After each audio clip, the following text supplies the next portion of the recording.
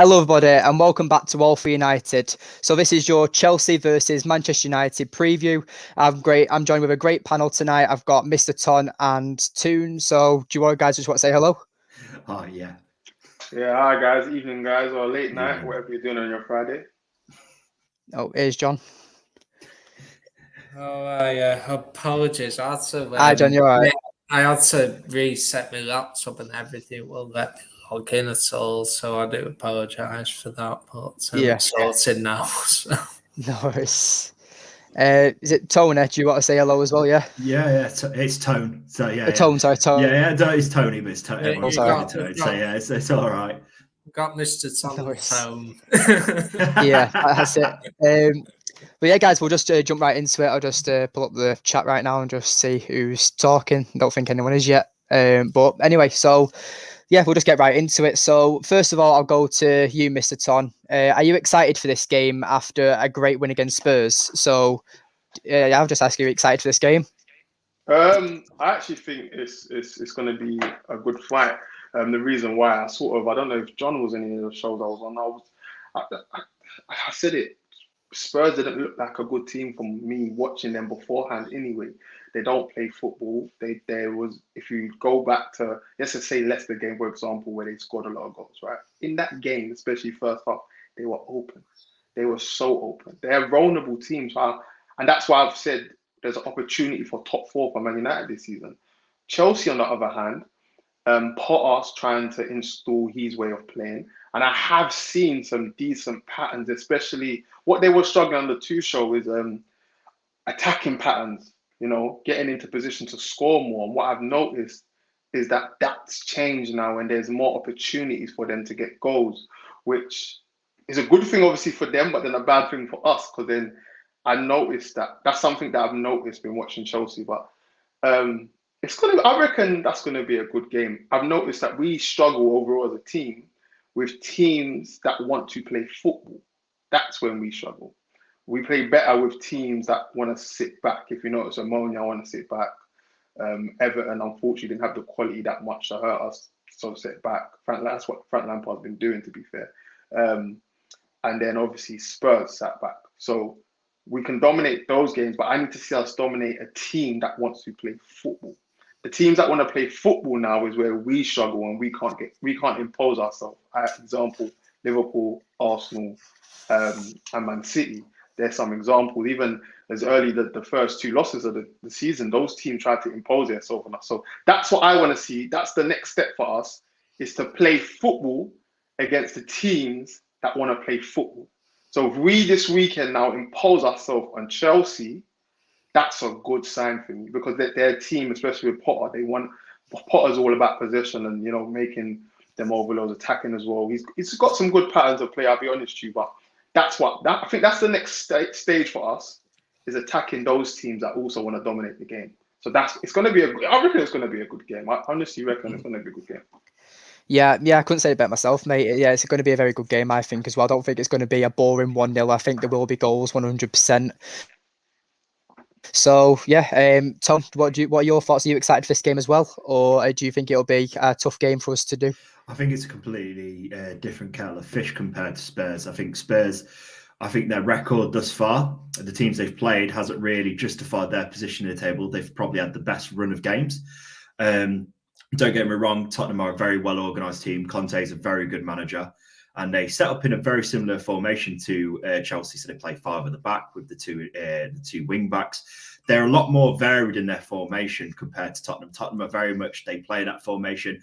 Whereas I heard Thomas Frank, I watched a little bit of the Brentford-Chelsea game before United on Wednesday. And I was hearing what Thomas Frank said. He says the beauty of Potter is he can change formations at the turn of a sixpence. So he could start with 5 at the back, and then these 2 wing backs can then become right wings, for example. So if the game's coming through the scruff of its neck, he'll bring on Pulisic to come on at right wing back, and so forth. So I think this will be a lot more interesting game in regards to the tactical formation that Chelsea start with and how they vary it to depending on how we start the game. I do think the dominance we showed on Wednesday was a positive sign. Whether we can continue that Saturday is another question, but it's looking a lot more positive than it was a couple of weeks ago, in my opinion.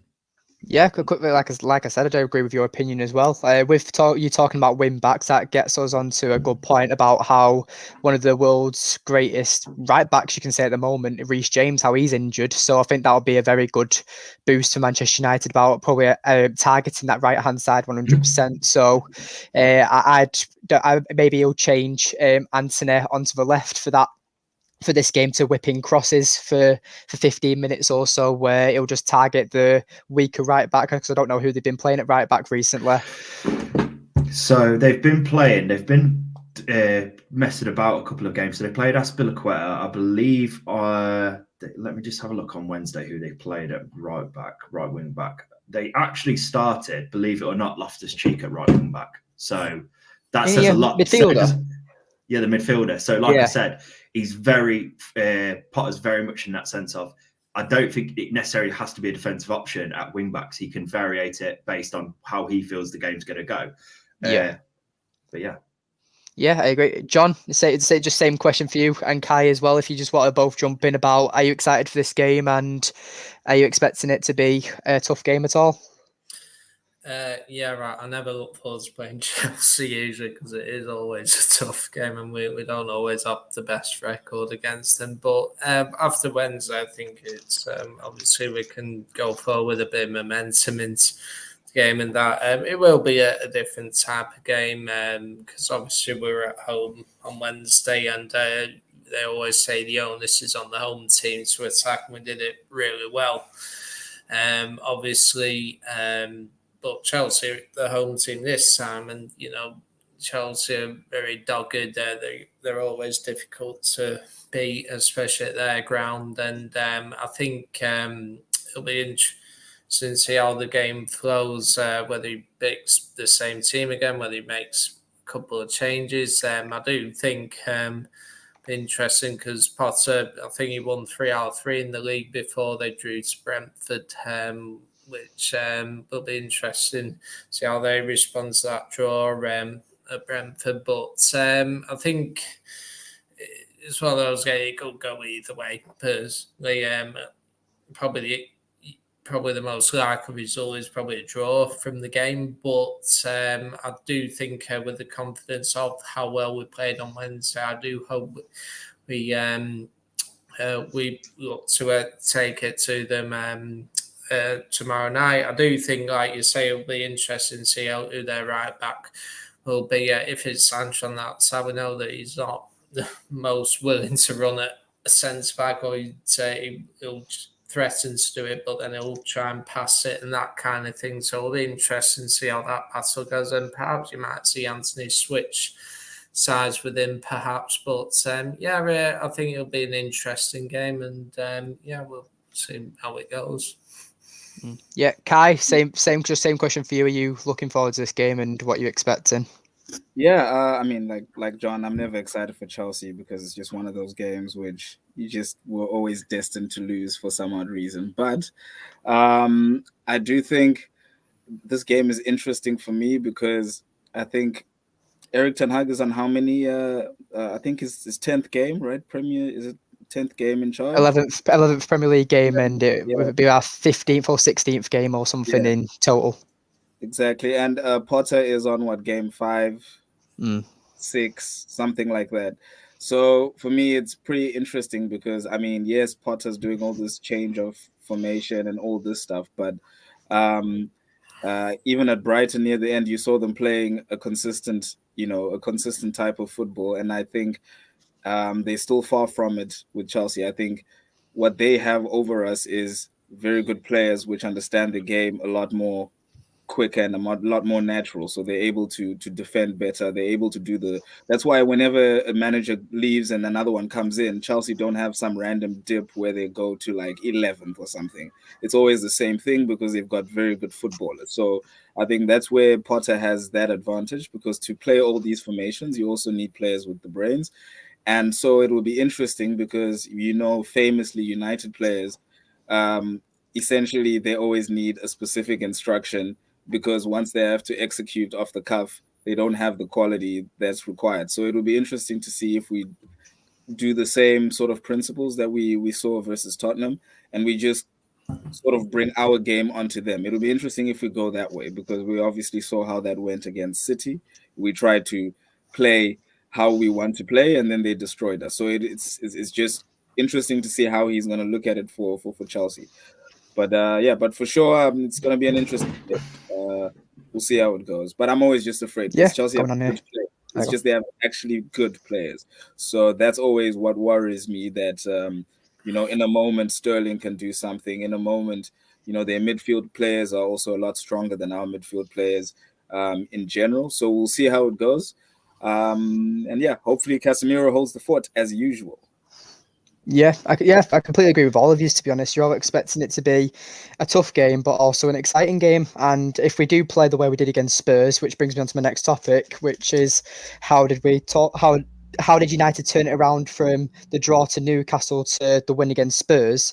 And I think if United play the same team and we play the same way, then I think it'll be an easy 3 points for Man United. But again, this is the Premier League. You can't underestimate teams, whoever you go up against, whether it's Brentford, Fulham, Chelsea, City, whoever you go up against in the Premier League, they're all top teams now, I think, and there's no actually easy points anymore. So every game's a difficult one. But as I was saying, we'll talk about Spurs now. And how do you think that Ten Hag changed it around so much in the short days he had after the Newcastle draw? Can I just say something then quickly? I think the biggest difference, because Newcastle second half, didn't we play some really good football as well in technically, but they dropped off, didn't they? They became a lot more defensive and set up for the counter. But that's also because of us as well, because Newcastle had no reason to drop off. So I do think, just to a certain extent, we also, had a contribution in how we, push Newcastle back, because they actually don't have a random reason to do that. And I do think that the biggest difference was that our goals were actually a bit lucky, right? Against Spurs, right? Something bounces off someone and then finally we get it in. And then something bounces off someone and then finally we get it in. So I think we still have a problem. There's no striker or there's no one to put the ball in the back of the net for me. And that is that luck that counted for us against Spurs. I don't know if we are also going to get the same type of, ricochet somewhere against Chelsea. I think sometimes you earn your luck as well, to be honest. You earn your luck. Like, don't get me wrong, the ricochets did give us a goal for Fred's, and obviously for the bounce back for Fernandez's second goal. But what I'm saying is, look at Lloris. Lloris had a great game. It could have been 5 or 6 if it wasn't for him. He made some great saves. So I think sometimes I understand where you're coming from in the sense of we need someone who's a little bit more prolific in front of goal. But I think that's selling them short to say that they were lucky. I think sometimes you earn your luck by playing good football, and I think that's what you don't score. And I think lucky was just a term which I of course. No, I get what you mean. Just mean like in terms of like on another day when Fred touches that ball down. That was actually the wrong decision for Fred to try bring it down randomly in that tight space. I don't know, but I'm just saying that for it to bounce back to Fernandez the way it did, those types of things, yes, you earn your luck. But it was, we still need someone to put it in the back of the net, devastating without question, bottom corner and all of that. That's I think that's true. But it's worth noting also that virtually every goal requires an element of luck, in terms of like almost every goal scored comes from at least one defensive error. If you think of it that way. So in many ways, the hardest thing in football is put it in the back of the net. And if you do it, then, obviously, if you do it, then that's something to celebrate. And I think personally, we do have to be more clinical in front of goal, though. I think, obviously, Rashford, he could have had 7 or 8 goals the last 3 games, and he's got none, hasn't he? If he had, I think Thierry Henry mentioned the way he, the way he had that chance where he blasted in. Should have opened his body up. Yeah, and it's like if he finessed it in the corner, which we've seen him do, he would have had more chance of scoring probably, and I just think we've got to just get that little bit better. I mean, I like the way we're playing. Rashford is playing well. The only problem is he's not putting it in. He's doing everything right, but the finish. That's why he needs to pick up upon. But he still loves drifting to the left, though, doesn't he? Too much. Yeah. He can't help it, can he? He can't help it. It's ingrained in his system now. But yeah, but when it comes to Rashford, like John said, Thierry Henry did point it out. He said he wasn't just talking about Rashford. He said a lot of strikers in the Premier League now don't actually look at the keeper and make him panic and make them make a quick decision. He went 9 times out of 10 because they know where the net is. They just hit it and hope, really. And he went, Rashford will be a dominant striker if he could aim in that bottom corner and worry the keeper by looking at him before he takes the shot. But Rashford actually always plays with his head down. I've noticed when he runs for the ball, when he's dribbling, he always has his face down. I've noticed. And that's the thing with Rashford. He can thump. He almost tries to hit it hard every time. And the great goal scorers, Henry will teach you. And I remember players like Henrik Larsson back in the day. Oh, Henrik Larsson. Can you still hear me?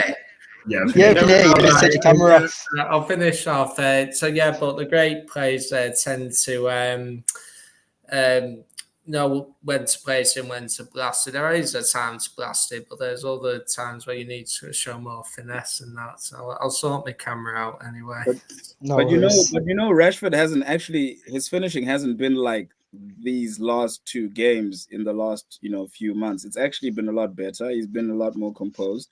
And then I think what we saw in these 2 days was like peak Rashford of 2 years ago, a year and a half of that blasting finishing. But I think he's been opening. He's been doing side foots the last few finishes, if you look at his actual finishing. So I don't know what happened this time, but I also do think one of our issues, if you notice, is we don't play the extra pass. So we create an overload, but we never use that last overload to make our finish a little bit easier. So maybe sometimes we could make our finishing a lot easier by making a tap-in goal instead of shooting in places which pretty much make your shot count look like 29 shots in the game. If we actually think about it, actually a lot of those shots were in positions which find one last pass to the side to Dalot, or one last pass to the other side to Shaw is open. So I think it's ingrained in our heads, in our team's heads, I guess, to shoot on side. But I think now they're learning a little bit that they need to play that final ball. I think if we make that finishing easier, then the strikers don't have to always do the complicated finishes, cut in and finish like that. Just tap-ins, sweaty goals. Yeah. I think people forget to mention as well, is that Rashford, for me especially, one thing he has improved is off the ball movement. And even Ten Hag spoke about it. He makes a lot more runs now, doesn't he? If you look at, for example, when he came on Newcastle, we didn't get that. We wouldn't have had that chance without his movement. Go back to Arsenal game, his movement to stretch defenders was a reason why Bruno wasn't marked. And Ten Hag literally spoke about it. That's the good thing with having Rashford up front, because he's dynamic. He creates space for others. And that's what's important sometimes as well. Not just if you get the goal, and that's what Ten Hag, if anyone knows, that's what his systems are always about. Berghaus wasn't the best 10, but because he's moving out wide or moving to the left, taking defenders from their natural position, it's helping the team create space for other players and opportunities. And sometimes that goes unseen, because as fans, we watch the ball a lot and we're not watching the players that off the ball.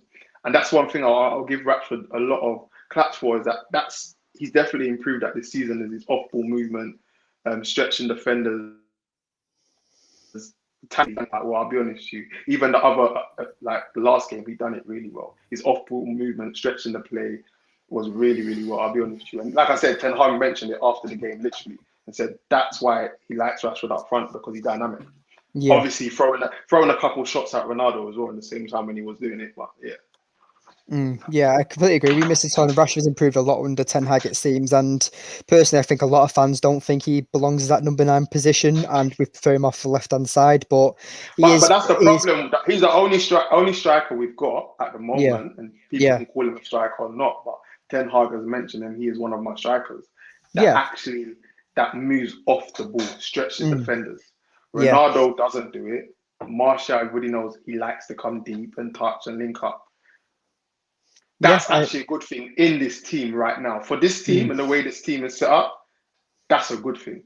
Someone like him. Don't get me wrong, Martial's another good thing, but if there was a player that had both of their attributes, can come deep, link up, and stretch the play and all of that, we wouldn't have to worry and talk about Martial and Rashford. Do you know what I mean? We don't have a striker that has both of those attributes, apparently. So, yeah, man. That's what we need. Yeah, trust me. It just brings me on to the next topic now. Just what this about injuries and players coming back and stuff. Hello? Yeah, we can hear you. I can hear you. What's going on? Oh, you can hear me. That's fine. That's My right, thing just crashed. But anyway, so I just want to talk about the players real quick. We'll talk about Martial first, considering Mr. Ton, you've just mentioned him. So, is Martial becoming the new Cavani, where we now that Ronaldo's obviously had his situation, so now we're kind of banking on Ronaldo to come back and. Martial, sorry, and is Martial becoming the new Cavani because he's not played 95% of our games this season, and I just think that we can't. I think that a forward in January is a must. So, what do you guys think? I think Martial's our only striker that Ten Hag wants to use at the moment. I think Ronaldo has proven. I know we're not going to discuss Ronaldo all this much, but I think it's hard not to speak about him right now. But Ronaldo is a brilliant player. I'm never going to deny it. It's one of the greatest players to ever don a United shirt. I don't think anyone could deny that. But there's got to be a certain point where you have to put attitude beyond ability, and his attitude currently hasn't been of upstanding of a United player. And the thing is, he's got to set a precedent, because if he treats Ronaldo a special way, everyone else is going to demand that special treatment. And you got to treat everyone in an equal setting. And I think Ronaldo, it's a weird one, because I feel for Ronaldo in a lot of ways, because it's not necessarily all his fault. I do think he wanted to go in the summer. I don't think it was given to him because we needed that striker. But he's not made the situation any easier for himself currently. But it'll be I think it's going to be very hard for him to get back in his team unless there's an injury crisis at the club. I just think Ronaldo's got to a stage now where his position's pretty much untenable. But then it's saying in the January transfer window, when have you ever seen United bring anyone big in the January transfer window? Rarely. You haven't, but with the Glazers desperate to survive. 1 second, Kai. With the Glazers desperate to survive, I honestly think they will invest. They're saying they're not, but I think they don't have a chance not to spend. I don't think. But anyway, Kai, over to you. No, it's just a question to say if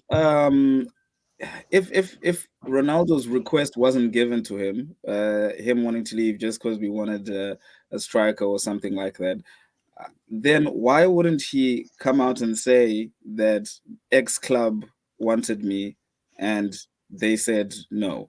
Because that is the one thing that you have to say, because you put pressure. Because 100%, if a big club wants you, you put pressure, and you 100% go. It's Mendes. So for me, I'm like, this was one of those things where suitable offer didn't come to him, suitable to him, not to the club, because Saudi Arabia would have been great. You go and then, you go earn your money, and then he's off the wage bill. So what I don't understand, $1 million off the wage bill or 500K a week off the wage bill is something which United could have taken. So it's easier said than done, though, isn't it? And at the end of the day, when you're under a contract, there's certain things you can't say. You can't go, this club wants me. Frankie de Jong's never come out and gone, even though we all know, and the dog knows, that we were after de Jong all summer. He's not going to. But there's ways about it. I do think it's a little bit of one and a half of another. I do think Ronaldo wanted to leave, but let's be honest, he didn't want to go to Saudi Arabia. He still believes in his mind and in his ability. He still believes he's that top quality player who can change a game, who can win Champions Leagues. He's not at the moment. Obviously, he wants to prove himself, but he hasn't really taken the opportunities this season to prove us wrong. And my point is basically no one else believes, no big club, no other coach, even Tuchel decided to get fired because he didn't believe that this man can actually play up front and win anything, because everyone looked at the same thing that we have right now. And they were like, nah, this just doesn't work. And I think Martial is essentially what Ten Hag wants in a striker, someone with all those little things, those abilities to move and all of that. And I think no matter what version of Ronaldo you put up, everything has to change. And so I don't know. I just don't feel for him. I'm sorry. Yeah, it's all opinions, really, isn't he it? gets paid so much money. Like that's what people forget. Like you Well, can't. he's on 1.5 million a month at United. So Yeah, it's so much money. Like you're gonna walk off when they asked you to play at 88 minutes, but they're paying your salary for that 3 minutes or that 4 minutes you're coming on the pitch. Like it's real life. Like it's weird. You'd never do that. Like so, it's just for me. Like okay, cool. yeah, 385,000 a week he's on, which just says it for itself. So anyway, so enough about Ronaldo. 21s. Say that again. Is he playing tomorrow for him? I've heard he is. Yeah. Tom Huddleston and Ronaldo, the lethal combination in the under-21s. Huddleston's 2 years younger than him. He's playing for the under-21. Yes. It's funny how life turns out, isn't it? Huddleston's been playing well for them when he's played as well. Yeah. He's double their age. Make his debut for the under-21s. He probably never. Well, he would never play for the under-21s when he was with us the first one. Was he 18 when he first signed or something like that? Something like that, yeah. Anyway, but yeah, my quick on Ronaldo. I don't really want to talk. but anyway, go on, John. Just finish off. Yeah, no, I just think, but I think Ten Hag's right to ban him. I just think you need to have a grown-up conversation. Him, Ten Hag, his agent, Murto, and what's his name, Arnold. Just come to some agreements. 3 weeks, still the World Cup. Get your role, and then we'll let you go in January, and hopefully we can look at signing a replacement in January. And I think that's probably the best way to deal with this situation right now. I can't see it change. I think when that was straw that broke the camel's back. Yeah. Wait, Carl. Did you say that Martial is Ten Hag's ideal striker, as in the team or just in general? No, just in this team. Yeah, in this team. Oh, maybe in this team. Yeah, he definitely prefers more of like an all-out sort of traditional target man, sort of centre forward. You say that though. I think it's just more about that can link up. Yeah, link up and get. If you look at the players, for example, he's had, and then he tried to bring. I don't know if anyone knows much about Brobbey, but he tried to bring Brobbey to the club. Yeah. So that tells you exactly. No, but that tells you exactly what sort of striker he prefers. Do you know what I mean? Well, he wants a strong, powerful striker, doesn't he?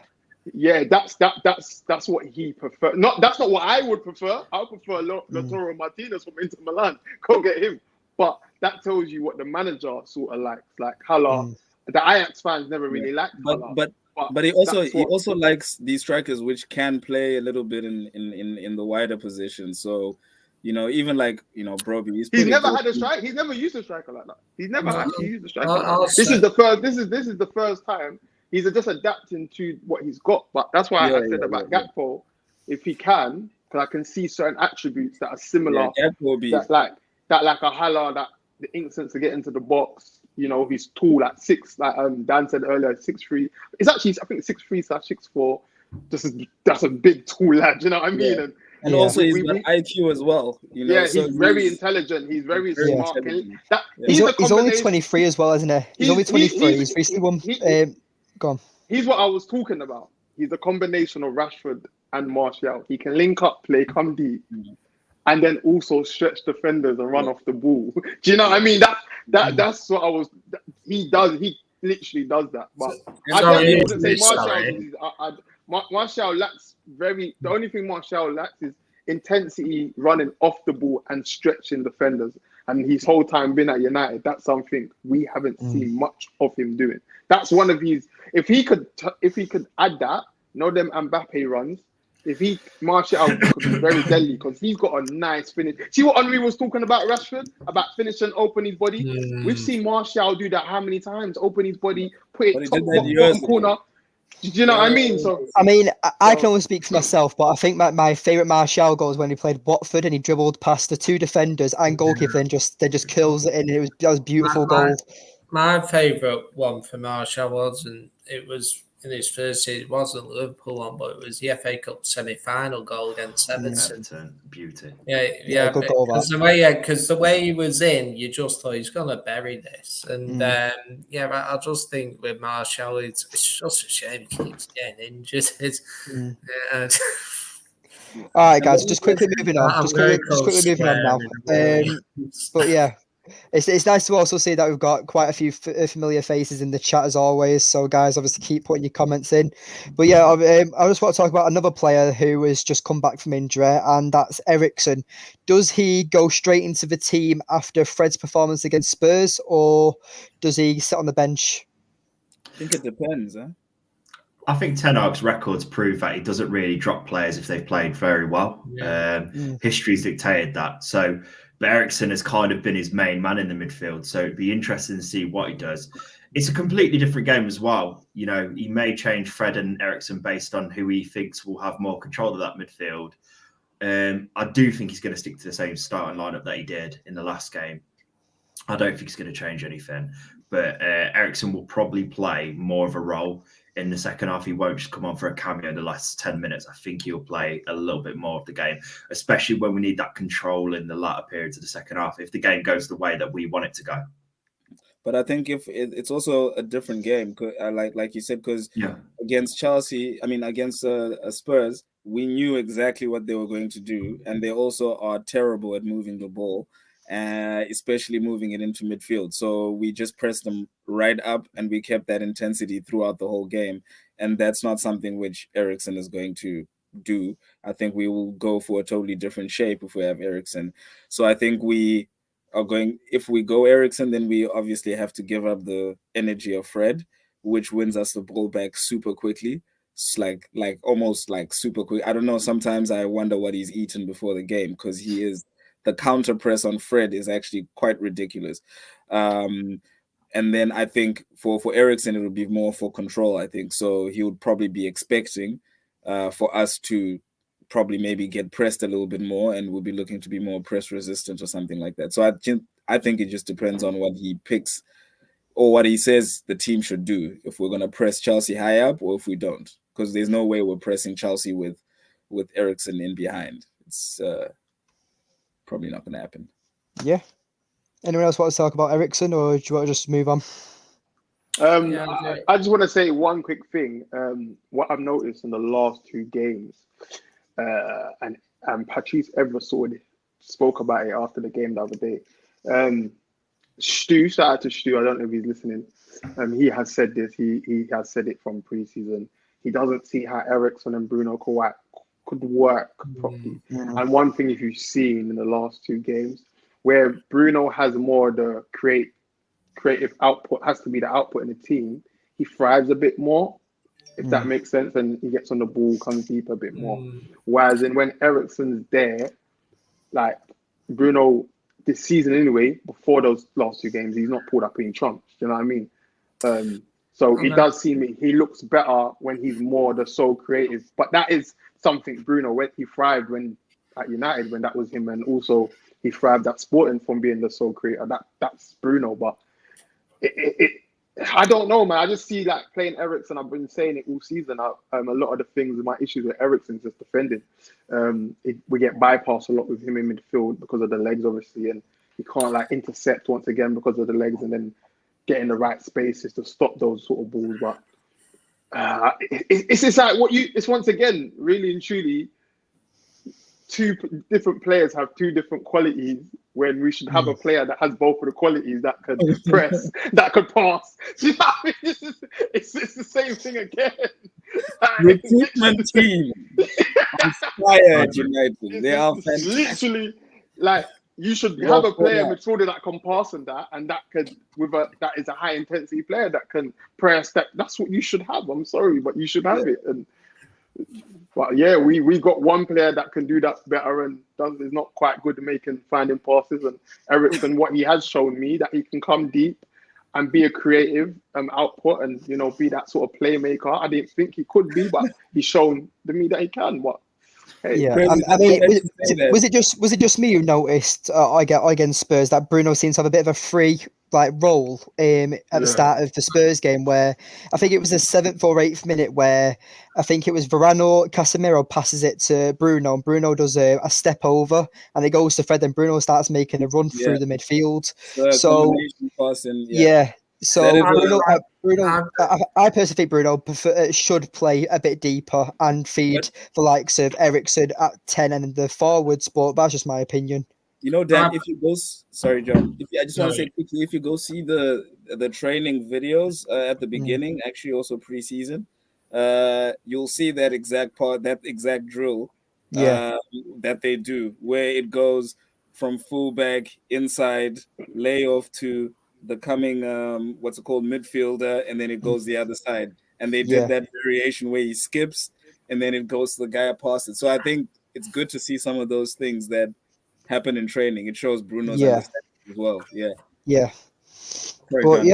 Sorry, apart from that, we'll just talk about, I've already spoke about the Spurs game.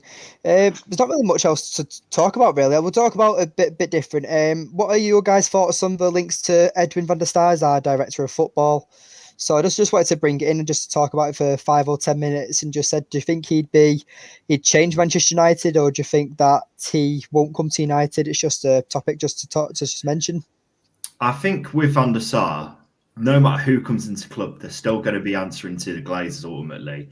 Maybe they'll have a few more ideas. Van der Sar's done a great job with Ajax. Ajax are a similar club to United in the sense of the tradition is we bring up from the academies and we bring them into the first team for the most part. And he's got a good track record with Ajax. I mean, Ajax in the last 10 years have dominated Dutch football, semi-finals of the Champions League. But ultimately, I love the guy. He's one of my favourite ever goalkeepers in any team whatsoever. And he seems to be a very good director of football. Do I think he's going to change everything at United? Not really, with the Glazers in charge. So for me, he maybe thinks he could do something. So more power to the guy if he's actually genuinely interested in coming to the club. But, I'm not going to share my amazement until it actually happens. But wasn't Van der Sar CEO? It's pretty much the same thing. CEO, director of football. No, because they have a director of football in Ajax. That was like, for example, Mark Overmars for 2 years, and then they have Van der Sar, and then just now in the summer, the guy that Anthony told that he's a nobody. That guy was the director of football. I forgot what his name is. But what I find super interesting is Van der Sar made so much money for Ajax. And then now he's linked to being something in the United structure. Like, is that either him speaking to maybe potential buyers before? Maybe something like that. I don't know. But we've seen that kind of a move where they speak to a guy and then they leak some news, and then someone buys the club and then someone else takes over those operations. So I don't know, but it just seems like a nice coincidence that he's made a lot of money this summer. And now everyone wants him at United. Anyone else want to talk about Van der Sar quickly? You know what? I think it's a good move. I just don't know what role he will take up. I saw about DOF. I think he'll be, and then I saw about sporting technical director, whatever. But both roles currently are occupied, so it'd be strange. It'd be a strange one, but obviously, I could see him taking more of the technical one, and then probably change Darren Fletcher's role, if that makes sense. I just don't see how they will make him the DOF. Is Darren Fletcher still at the club? Yeah, he wears headphones every week. He's a part of the coaching staff as well. So I don't see. That's what I feel like could happen. Him could be more proper integrated into the coaching staff, and then him being technical director, whereas the more so than the DOF. But I could see him also helping out the DOF. But I just can't see him being. It's just the roles right now. Unless John, if they said, "Cool, John's gonna get sacked or something," then cool, I could see Van der Sar. It just doesn't. I just don't know what role he would take right now. Is he CEO at Ajax? No, he's a sport. Van der Sar, I think he's a sport and technical director. Am I right? I'm pretty sure that's what he is. Something like that. I know Overmars was responsible for that. Yeah, he's Overmars was DOF. Obviously, he was Overmars was DOF. And then I think he was a sport and technical director. I don't know, but Yeah. I think it depends on what, like you say, it depends on what role he But, gets. but don't get me wrong, I would prefer Van der Sar, DOF, than John. Reason being experience and knowing how to operate. The last windows just showed me John's inexperience. I'll be honest with you, especially when I read the Athletic article. It just showed me he's inexperienced, taking agents' calls and whatever and doing all that. Yeah, that stuff is normal, but just the way he just operating, I just feel like you need an experienced head, someone that also understands the football and the type of player that Ten Hag wants is very important. And I see that as a good sign. City done it with Pep. They got a man from Barca, new Pep. And Pep mentioned it a couple of weeks ago in his press conference. I don't need to recruit the players. I don't need to. The club know exactly what players I want and need for my system and the way that I play. So it's easier when everybody is on the same page. I'm pretty sure John ain't gonna know some technical, intricate, good IQ football player that Ten Hag wants. I'm sorry, but it's not. Like Van der Sar might. Do you get what I'm trying to say? Van der Sar You're might. speaking like John as if it's me. Yeah. But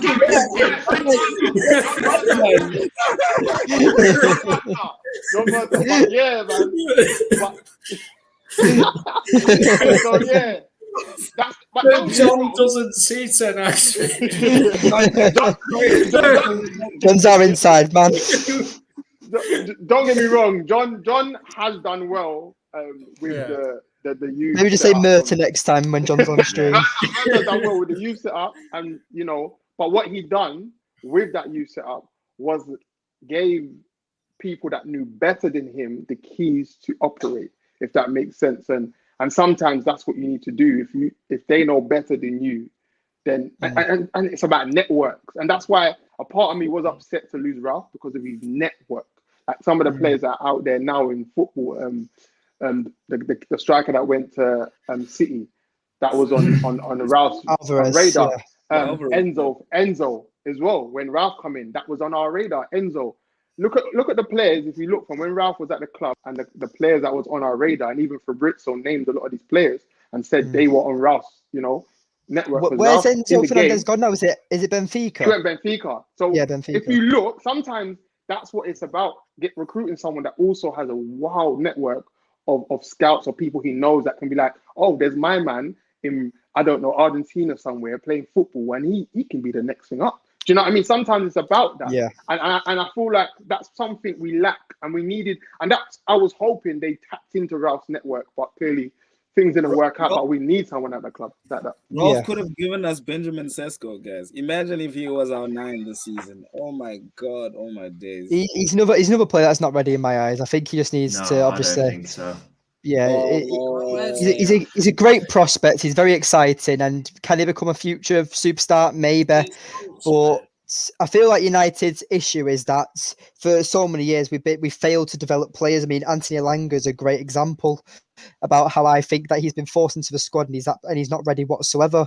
So United, yes, they should be buying the next big thing before they become the next big thing, but it's United that need to be developing these players or sending them out on loan to clubs that actually develop players properly. So your Dortmunds, your Benficas, your Ajaxes, these teams that do very good with development, I feel like that's the teams we should be building a relationship with and hopefully getting better players and sending our players over to them. So I think Palestra is a very good prospect, but I feel like if Palestra doesn't get a good loan spell in the next 2 seasons, he'll end up like Twenzebe, where he's 24, he's still the same as he was 3 years ago, and he's just an average player. But aren't they that good? Palestri starting at the World Cup for Uruguay as well. That's Uruguay, though. Who do they actually have? I mean, to be fair, starting at a World Cup and he don't even start any games for United, which is ridiculous. Not even Europa League games. I don't think we've seen. Is it he played for Iraq? Egypt. No. Oh, Egypt. Is it? I thought it was Iraq. Is it Iraq? I thought it was Egypt. He was. Who am I thinking of?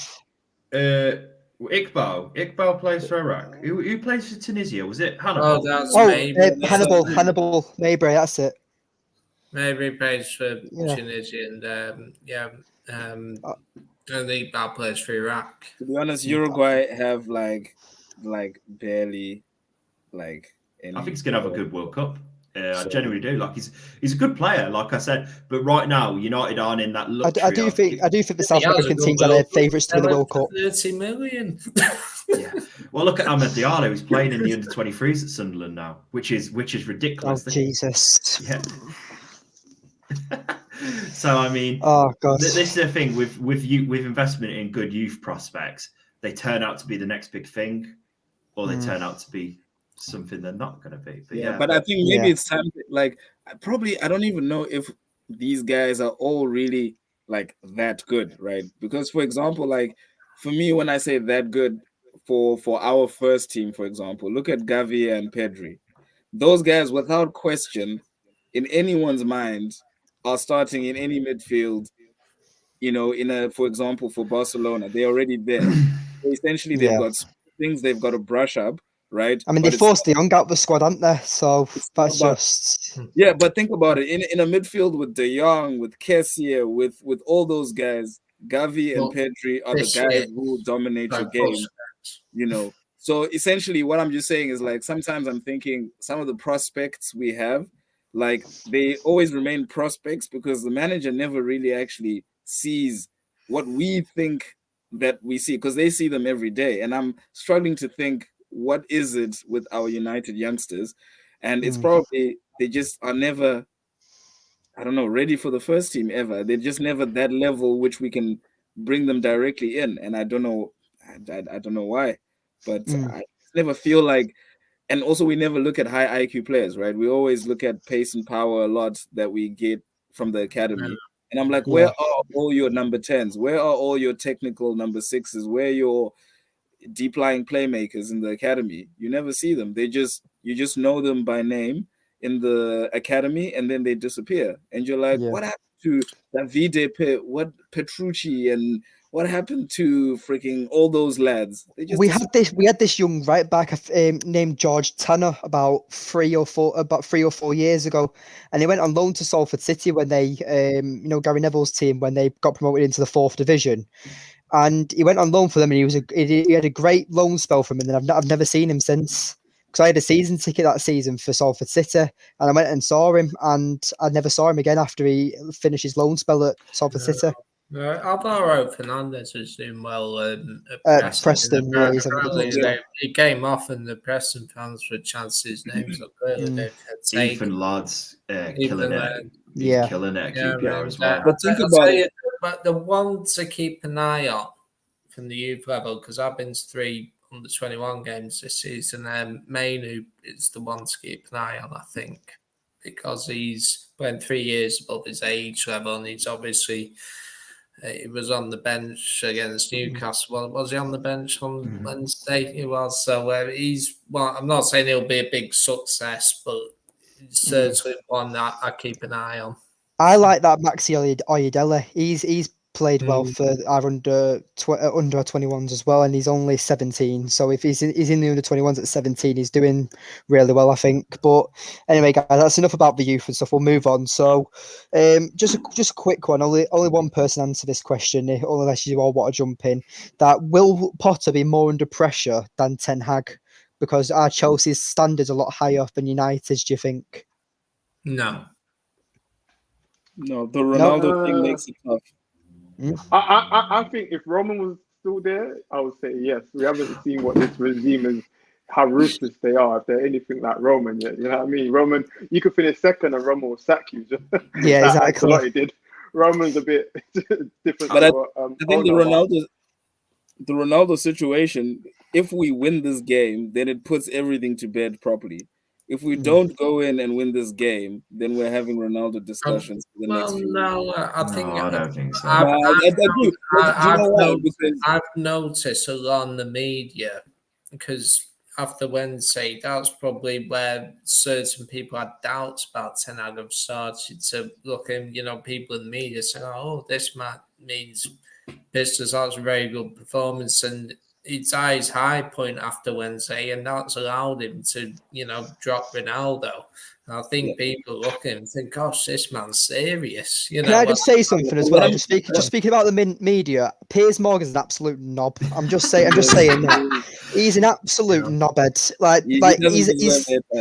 He's an Arsenal fan. He's speaking like he's the biggest United fan going. Like he's like saying it's a disgrace about Ronaldo and everything like that. Like just because he got an interview with Ronaldo about 5 years ago and Ronaldo heartbroken where he said I could have gone to Arsenal but I chose United. Like what I'm Piers Morgan, he's an absolute actually. I was just saying, like, for example, so essentially when you have a situation like this, for me it's still hanging in the balance. So the best performance against Spurs in the way that we want to watch us play football. And then this Ronaldo thing happens for this week. And the reason which I'm saying this game is so important is because the dressing room as well, he is in the dressing room still. So essentially, if you really want to banish any talk, then the team has to go and perform at the same level so that it's not about, yeah, you could have had him or he could have, or the media talk has sort of done something to the dressing room over the last week. You just want it to be sort of a thing which says United dressing room have ignored everything and they won again at Chelsea. So I'm just saying that I believe this game is super important in consolidating this sort of thing that we've seen in the last game. It's super important for us to go in there. And then after that, we'll really and truly and say, okay, fine. We are going the right direction, I think. So I think as a United fan, I've just been burnt too much. 1 week we're fantastic and the other week it's subpar. So I'm just saying performance-wise, this game is super important in light of the week's murmurs and talk and Ronaldo and all of that stuff. The thing is, though, it's the media that are creating this narrative. I think most United fans who are logical and have a point, they moved on. And obviously, if you remember a quote from Ferguson, no player is bigger than the club, and that's right. Ronaldo's not bigger than Manchester United. To be fair, though, this is to me.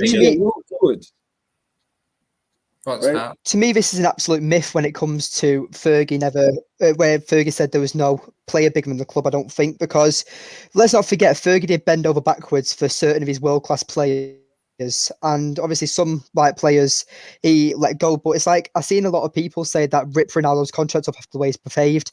Let's not forget Eric Cantona had drop kicks a fan, and he brought boot him out of the club for disrespecting Manchester United. Roy Keane didn't get booted out until he was absolutely worthless. He never disrespected his teammates, though, or any. Yeah, he did. Brought the club. Never disrespect your teammates. I'm not saying that, but I'm just saying that I feel like player power does exist, and I think it's management, as Fergie would say.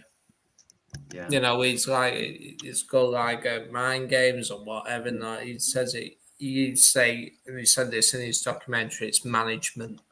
And that's all it is. To his own discretion as well. To Fergie's own discretion. He's saying for him, no player is bigger than the club. He's saying, I'm big man. That's actually what Fergie is saying. So he's saying, within context, yes, I might bend over backwards sometimes for some people, but I am essentially the big man. But let's get it right. If Ronaldo was to do what he done to Ferguson, because I'm in my Ferguson. I'm gonna tell you this now, Ferguson, he wouldn't be nowhere near that squad at all. No, he refused to come on. Ferguson. This is what I don't understand why fans they get on to like Ronaldo and say the manager's disgrace. Listen, I remember when Ferguson got rid of Roy Keane, that's the club captain. He didn't give a F. You come out and you know what I mean, throw this club under the bus. It doesn't matter. Don't disrespect this club or the way that I want to run things. I'm the head honcho, and there's nothing wrong with that. And this is what I'm saying. Those times, no one complained, no one moaned, no one said it was disgraceful. Nobody, everyone just followed what the manager wanted to do. Yes, he won titles, fair enough. But at the end of the day, the manager. All right, guys, we're coming near to the hour mark now. Yeah, Mr. Ton, sorry to interrupt, but we're going near the hour mark now, so obviously we just want to talk about what people kind of really want to talk about. So just predicted lineups and score predictions. So we'll start off with the defence. I can just say it right now. I'd go for the same team against Spurs, but obviously we'll just name that team in case anyone didn't know what it was. So obviously for me, it'd be David De Gea, Dalot, Varane, Martinez, and Shaw as my back line. Would anyone go for like the likes of Malacia or a different right back to give Dalot a rest or anything, or would you guys agree? No. You don't agree, or you think that? Oh no, we agree. We agree. All right, that's fine. Sorry. No worries. Midfield. So obviously, I think that's the most debateful topic. Does Eriksen come back into the team, or does he keep Fred the way Fred performed against Spurs? So for me, I'd still keep it the same. I'd keep it Casemiro, Fred, and Bruno. But I don't know if you guys would put Eriksen in at all. I'd keep it the same as Wednesday, to be honest. Yeah. Who did Chelsea play in midfield? They Tony, played Jorginho and Gallagher, but Gallagher came after 10 minutes, so they brought. What's happened to Kante actually? Was he injured? He's out of the World Cup.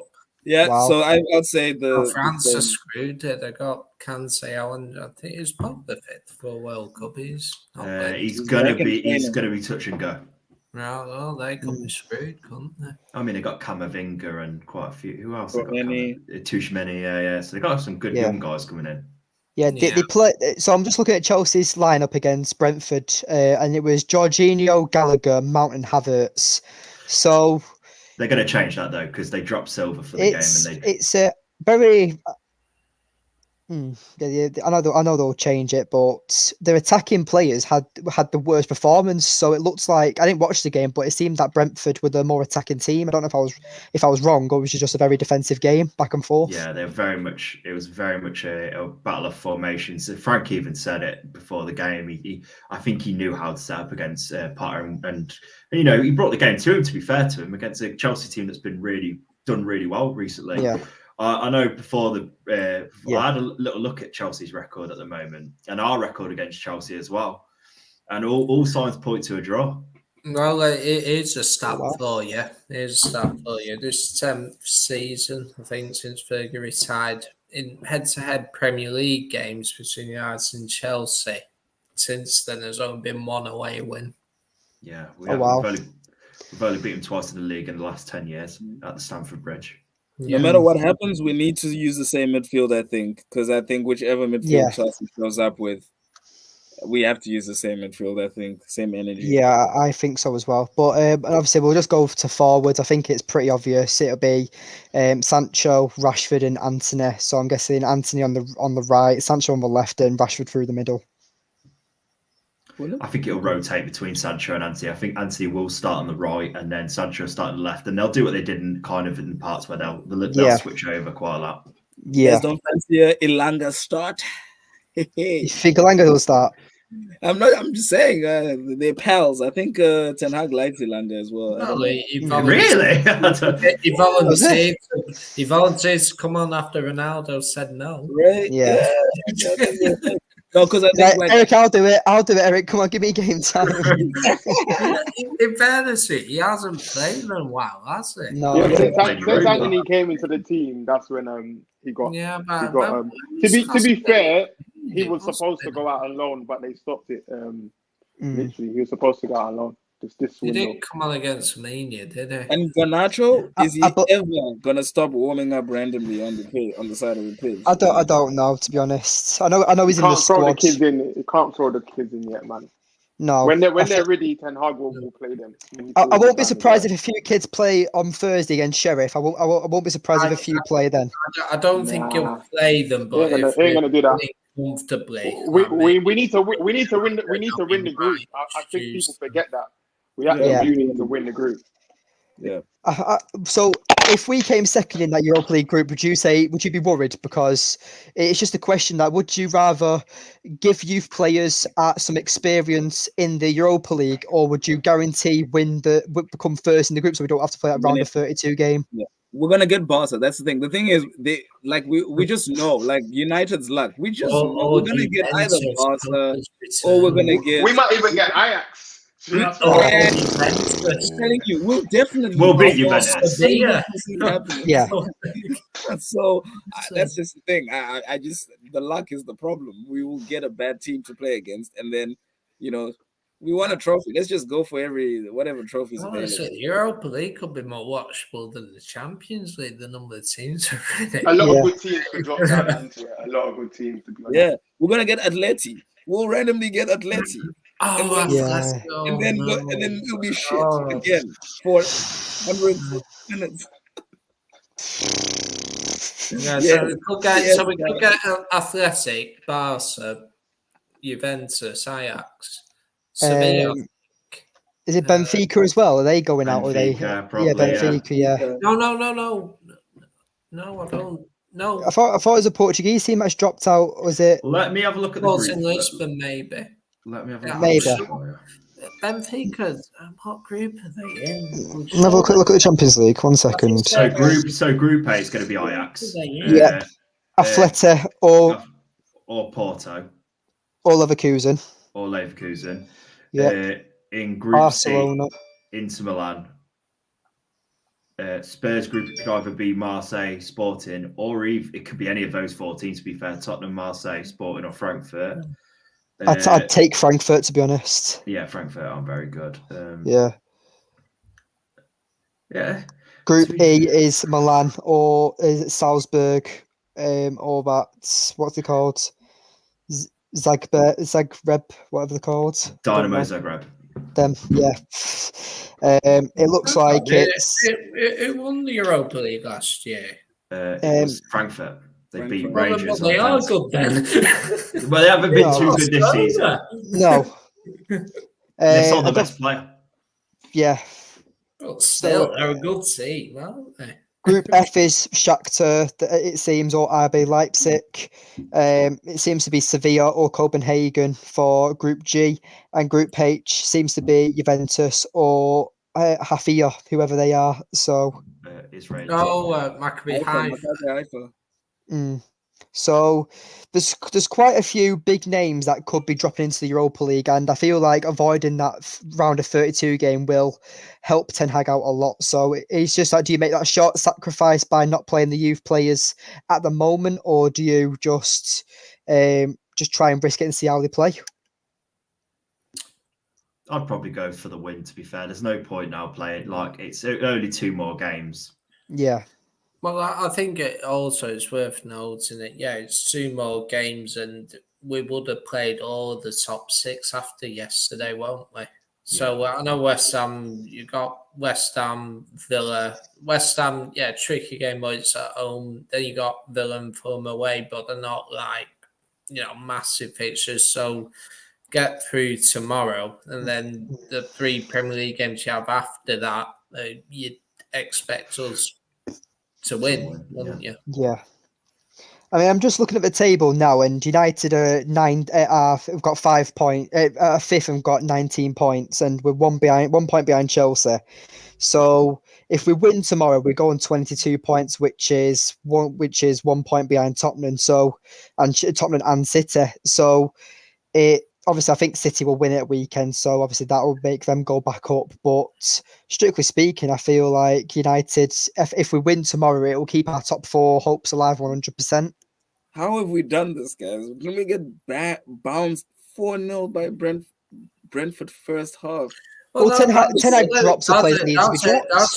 That's the other thing we haven't touched on for tomorrow night. Potter beat us in the first game. Oh, so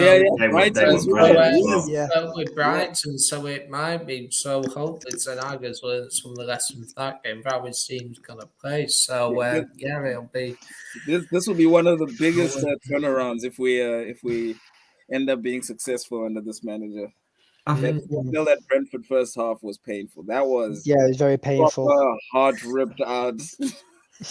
I think you've got to bear in mind, United are still a very new team in regards to, obviously, they're playing a new style of football. They've got a new manager. There's new players in that team.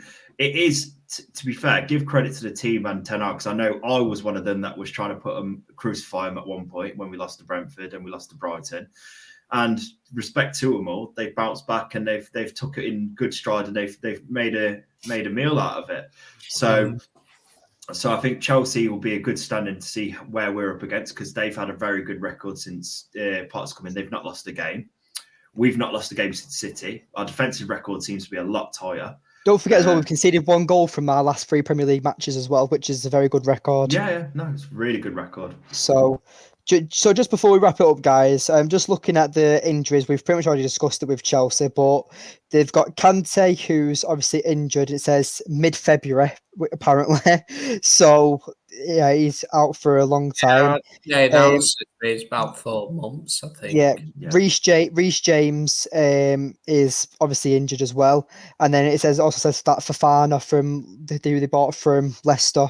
So they've got quite a few big name players out right now, and the bench isn't looking too strong. It seems obviously they've got the likes of Sterling and Aubameyang who they brought on against Brentford, but there's a player who I don't know why there's not starting at Chelsea, and that's Zakaria. I really liked him at Juventus, and I really wish we got him before he left. Was it Mönchengladbach Juventus bought him from? Yeah. So 8 million.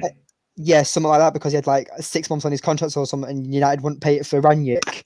But I think Zakaria is a proper beast, and I feel like he would cause a lot of issues if he started for United, if he started against United. But it seems that Jorginho seems to be the more defensive holding midfielder for Chelsea at the moment.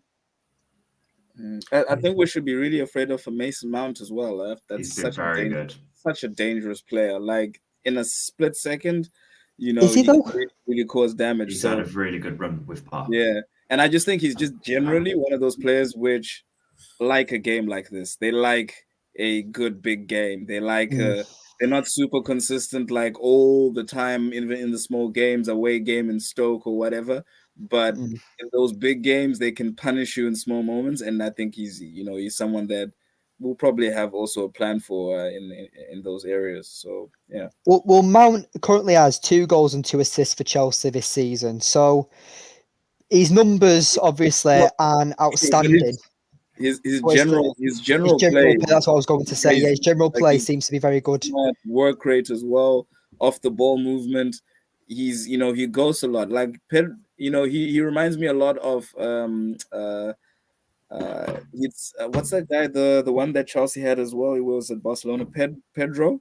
Pedro, yeah. Oh yeah, Pedro. Yeah. He has the work rate of Pedro and the tenacity of Pedro. Of course, he doesn't have that, that ability, that extra 30% of quality. But he really is someone who can be devastating on a day, especially on a big game, on a whatever. He can be really, really good.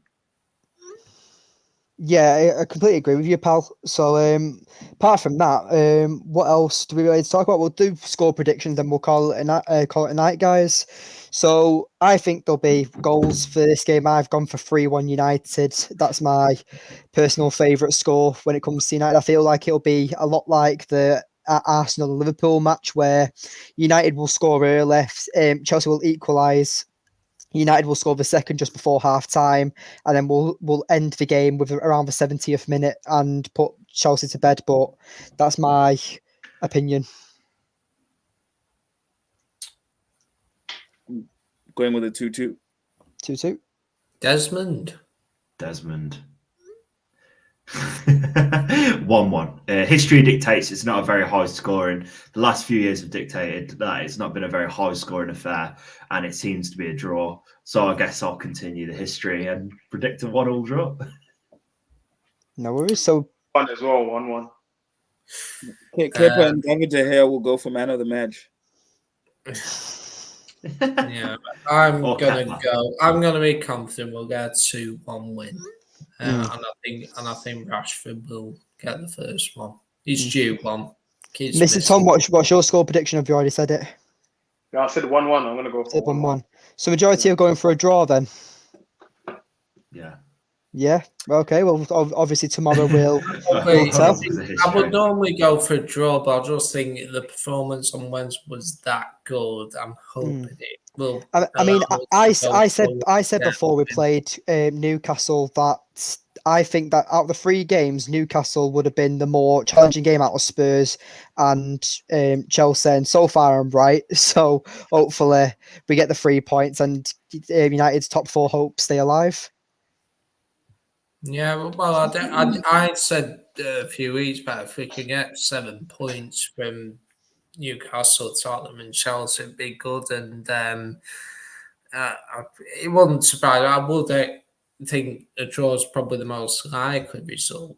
But I do think that if you were to get 7 points up here, I think I would have expected us to draw against Chelsea, but beaten Newcastle, but and beaten Spurs. But for me, because the performance on Wednesday was that good, it's got to spur the team on personally first Saturday, and I hope it does. So that's why I'm going for a narrow win. No worries then. But yeah, that's the show tonight, guys. So thank you for obviously being a part of it. Do you guys just want to plug where we can find you on social media and stuff? On there's my @. I'm always on Twitter. Sometimes in Spaces, probably a bit less this week. But yeah, catch me on there. Tone_1995 on Twitter. I just talk about Man United and how much I hate the Tories. So come say hello. No worries. John? Yeah, you can find me at Kermo2 on Twitter. I'm on the women's channel. We've had a few shows lately. Preview we're playing Leicester on Sunday away from Monday. You don't catch me talking about politics because I don't like any of them. No. But yeah. Well, you can catch me on the Kai_Gozo. That's my Twitter handle, but I'm obviously not there right now because Twitter has banned me for saying something was terrorist football. So they said I broke the rules and I'm in the dugouts for a week. That's a shame. Oh, Terrorist football. That's a shame. What does that even mean, Kai? Yeah, like for example, was the Mourinho football. I was talking about Conte, and I was saying if we had negative football, you mean? Yeah, exactly. Yeah. Right. Okay. It's just this, like kids on Twitter use terrorist football, so I was trying to fit in. Oh, right. I did. It happened to me on Twitter once that I was banned from Twitter for a few hours because I got a question wrong or something, and you do in embarrassment, you do the monkey over eyes emoji, don't you? Oh God. Yeah, and it's like, and they saw that as a racist offence. I was like, unbelievable. But I managed to get back on it anyway. So I can just read your tweets at the moment and not respond. I'm just letting you know. I'm doubly careful if I'm embarrassed by something. I stress anyone on Twitter, do not put the monkey emoji. Don't do it. Never. But anyway, we'll call it a show, guys. I've been your host, Dan Caulfield. So obviously that's my Twitter right there. You can find me and also on Red Devils TV. That's my personal channel. But yeah, apart from that, thank you guys for tuning in tonight. Thank you for the panel as well. You've been absolutely great as always. But yeah, thank you for tuning in, everyone, and have a good night. See you later, guys. See you later, guys. Bye-bye.